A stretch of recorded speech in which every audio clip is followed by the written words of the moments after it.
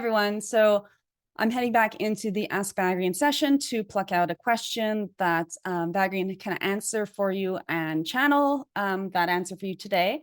I just want to say that coming up, I'm going to be holding some live group sessions online via Zoom that you guys can participate in. I don't have the tickets set up yet, but that's coming very soon, and I'm extremely excited about it. And this is because of you guys having told me that there's a desire for this, a need for this, and a request for that. So the dates at the moment that I have plucked out are April 12th and 13th. So soon, I'm going to have tickets available for you guys. And they're in those sessions are going to be in two completely different time slots so that people both from places like Australia and people from, the West Coast of the United States can participate either to one or both, depending upon your sleep schedules. And I'm super excited about that. But right now, I'm going to dive in and find today's question, which is from Nathan. Hi, Nathan. And the question that Nathan asks is, you answered someone else once that we do not have to transition. And in this case, transition, I assume, means passing from physical form into complete non-physical experience. We do not need to transition first to communicate with our ancestors. But how do we energetically step into that energy where we can reunite with our ancestors? So in short, this question is, how do we speak to the spirit realm, right? How do we speak to people who've passed on, whether our ancestors or even more immediate family members, friends, etc., that have passed on? I have personal experience with this because I have had a lot of access, let's say, to the spirit realm throughout my own life experience. As a child, I saw dead people, to quote, Bruce Willis movie, and I had to shut that energy off. So I, on a personal level, know how to turn that energy off, which means that I also know how to turn it on. And anyone who has had experience with imaginary friends or with maybe hauntings or visitations, etc., all of that sort of realm, if you've ever sort of like sensed something around you or had a dream with a relative in it that has passed or anything along those lines. In fact, I just had a dream about my dad last night, which was interesting that this comes up today. And right, so we all have access to this, but you don't want to hear from me, you want to hear from Vagrein, so we're going to get into that as well. Yeah, and then if you ever do want to hear from me, I can talk on this topic as well. So right, I'm going to cut to the channeling, which means I'm going to go into trance right now and try and do this while I have my little people in the house. Hopefully it won't get too interrupted, and I'll see you soon.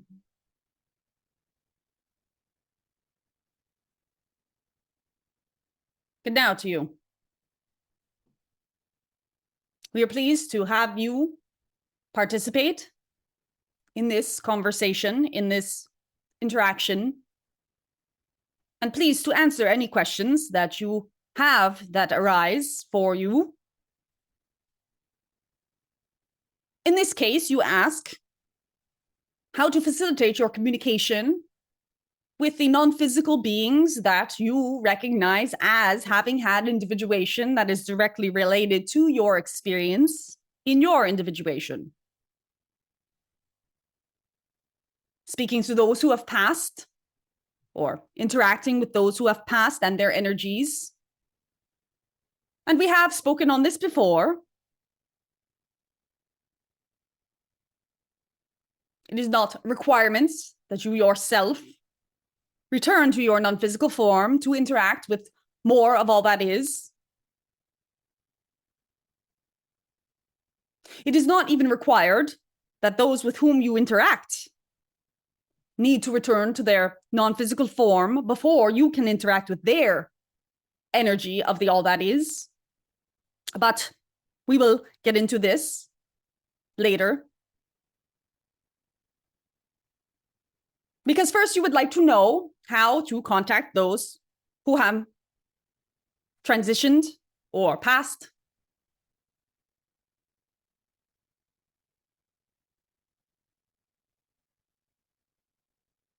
And the answer was alluded to by our vessel before the session. Because the question not is, how can I get in touch with these people, beings, as if you were looking for their telephone number and having to call them. But it is, how can I stop not being in touch with these beings? You, as a small child, as an infant, after birth, have your connection to the non-physical world intact.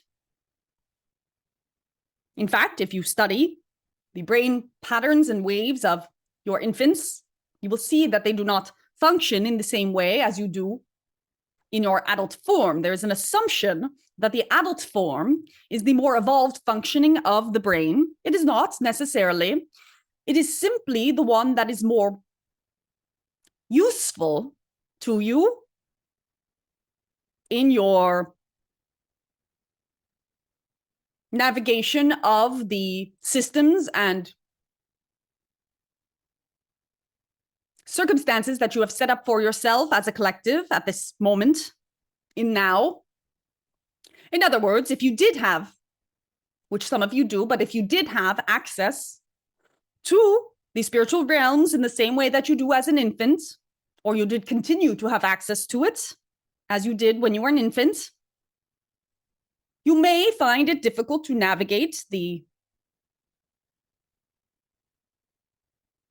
comprehension of what you have collectively decided is real, quote, real, or what you have collectively decided is what you have called imaginary. Imagination is underestimated in that you believe that the ability to create with the mind that does not manifest as physical or sensible in that you can sense it with your five senses, or touch, taste, feel, see, hear, smell. You believe that if it is not sensible, it is senseless. That imagination is not real. We would have you understand, however, that imagination is very real, and there is another question within this series that asks that we discuss this. We will elaborate on it in another session, for it is a fundamental topic.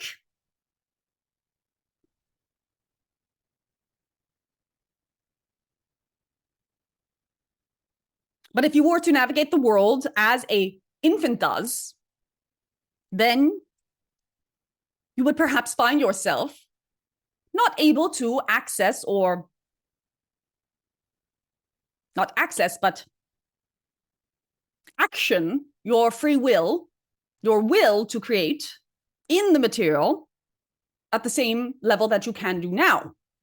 We would also have you note that the majority of your collective is not actioning their free will to the capacity that they may.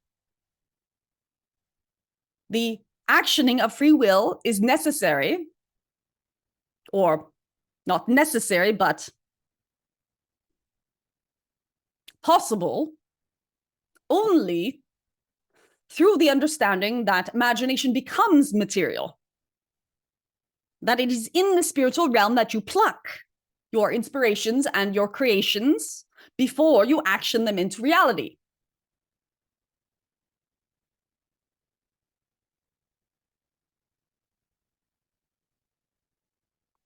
We observed as our vessel today saw somewhere written the words law of attraction, and for the first time noted that the word action is in the word attraction, but we will elaborate on that as well for her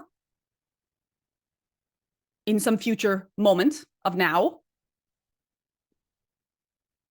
And back to your topic of accessing the non-physical energy of beings that you have identified as individuations within your human life, either pre natal or within your direct experience, as in your grandparents, your great-grandparents, if you had the ability to be present with them in physical form, your parents, you have called them ancestors in this question. And the answer, the simple answer would be, do not turn off your faucet to these energies. How does one not turn off their faucet? The first step is to believe that there's nothing impeding you from accessing these conversations and energies. There is nothing impeding you from the spiritual realm. There is nothing impeding you from direct access to us as the energy of universal intelligence or consciousness. There is nothing impeding you from accessing any non-physical energy except for your belief that there is. And if you are not able to, you believe yourself to not be able to, that is indication again of the fact that you hold a belief that you are not able to. Without that belief, you would have a very clear example in your own experience, as you are witnessing now in the experience of our vessel, who does not hold any longer a belief to not have access. With this belief, or this new belief of access is available at all times, at will, on tap, one can access any such energy that one would choose with discernment. So once you took this tap and you turned it on, or turned it on again, because we assure you it was on in your infancy. It was on in your infancy because also in your infancy, the impulse to cry or to attempt to get your needs met was the great source energy flowing through you. This is a spiritual energy. How does an infant know that it is hungry or that its body needs nourishment?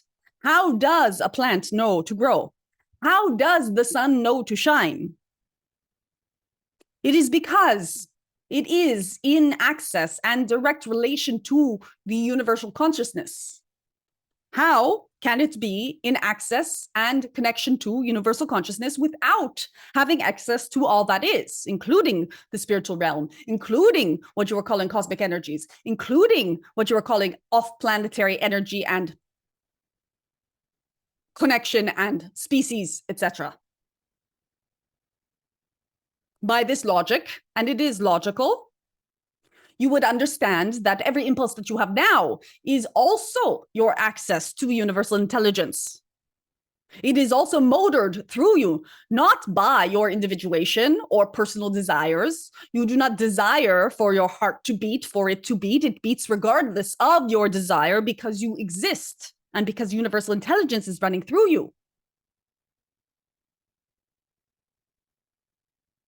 So if your heart can beat and have that intelligence, if your lungs can bring in air and continue to oxygenate your blood, if your blood can continue to know that it needs oxygen to function or to access your brain for that to be functioning, if your brain can continue to fire neurons along pathways, if all of these mechanisms can happen, how could you possibly believe that you do not have access to the spiritual realm outside of the idea that either it does not exist or that there is some exception to the power that you have naturally doted upon you by the all that is? This is not in any ways a criticism. It is 100% understandable that you believe yourself to not have access because as a collective, you have chosen to use that belief because you are in a process as a collective of a growth, of an expansion, of a desire to have the storyline where you come from darkness into light. And in part, it is necessary for your storyline as you have written it out to be in a situation where you do not believe that you have access to this energy, where you believe that there's a finality to life when your physical vessels are not any longer in function. We would also say that this is incorrect because at any point in time, in the grand scheme of the energy of all that is, your physical vessel, whether it is connected to your individuation or not, or whether you perceive that is connected to your individuation or not, in any form that it holds, whether animate or inanimate, is an element of the all that is. So as you are decomposing underground, not you, your body, the body you have created for yourself is decomposing underground. There is no element of that matter that is not alive and animated by the energy of all that is. And the individuation with which you identify too does continue. And back to the simpler answer to this question. When one would choose to access the communication with an ancestor, it is as simple as tuning into that energy, getting quiet.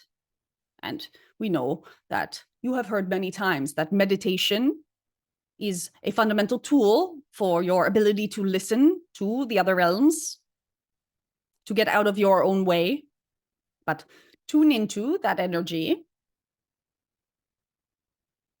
get very quiet, and have the intention to tune into that energy of that being, and get very curious and open and open and open yourself and your perceptions, not your physical senses. You will not hear with your ears. You will not see with your eyes. You will see with these non-physical counterparts of your physical vessel. So yes, you may, what you would then call see, but it is not your eyes that are seeing. And you may hear what you will then call hearing, but it is not with your ears or the physical mechanism of the mechanics of the ears with which you are hearing. You may feel, you may know with your cognizance.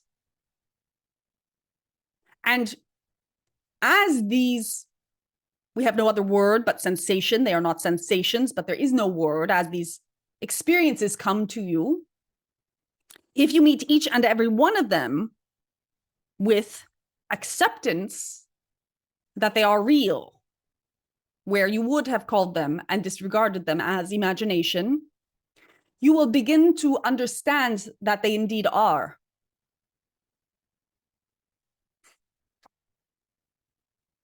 We will, however, at this moment, add a statement to this discourse that there's nothing glamorous or more glamorous or more significant than, or there's nothing more significant about an interaction with a, what you would call spirit or angel or higher being or entity or interplanetary race. There's nothing more significant about these interactions than there is in your interactions with one another in human form. In the same way that you can come across a human and have confusion in your communication, or have delight in your communication, or believe what this being is saying to you or not, or give importance to what they're saying to you or not. You have all of these potentials in interaction with any energy, with any part of yourself that is manifest, that everything that is manifest for you is part of yourself, including us, including this transmission. And as you give importance to, say, what your ancestors tell you, or what an alien tells you, or what we tell you, learn to have discernment, to see where there is resonance, to feel into your own knowing before you accept any information. For example, there are energies that love to play games with you or be a trickster. Simply discern as you experiment, as you open to spirits or angels or aliens or entities or any other form of non-physical. Discern with it the same you would do if you would discern with someone who is selling you a car. Learn discernment. Learn to trust your own divine energies that run through you. And learn to know that you are the authority in all that is from your direct individuation and point in perspective. And then you may play and interact with any form of energy or being or isness in any way that you see fit, that feels good to you, that does not cultivate fearful interaction or fearful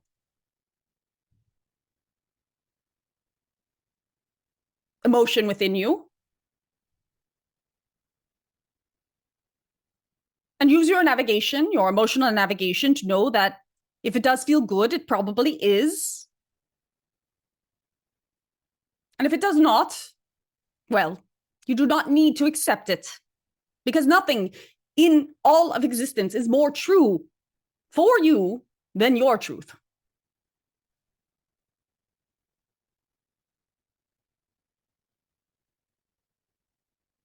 Within this transmission, there is the how to connect with beings who have transitioned.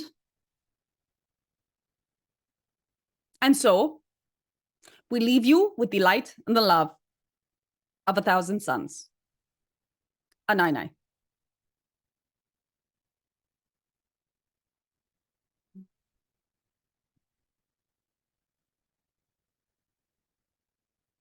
Okay. That was what Vagrein shares on that. They want me to tell you again that I'm going to be doing some group live sessions via Zoom, and that I'm going to get around this week to making tickets available for that. And that'll be April 12th and 13th, or 13th maybe and 14th in Australia. I'm not sure exactly. But you know, the details will be on the site when I get that up and live for you. And thank you so much for everybody who's been leaving comments, who's been sending me emails, who's been following me here, subscribing and liking these videos. Thank you so much for everyone who's come over to Instagram and is following me over there. I love posting some other unusual content over there for you as well. And thank you so much to everyone who has bought the book recently. I've seen that there has been a augmentation of purchases, both books actually. So there's Seeking Ends When Sharing Begins, which is the first book. And this is, you know, just an amazing compilation of explaining where Vagrein came from and what their intention is to share with us as humanity. And then there's Vagrein Insight, which is more of like an oracle book for some transmissions that came through in group sessions over on Insight Timer. And they're both available in Kindle and paperback and even hardcover versions over on Amazon. And I'm super grateful for everyone who's left a review and who's bought the book. And that's really makes me feel wonderful about continuing with all of this. So I hope you're having a wonderful weekend, if it's still the weekend for you when you're watching this. And yeah, I'll see you again soon.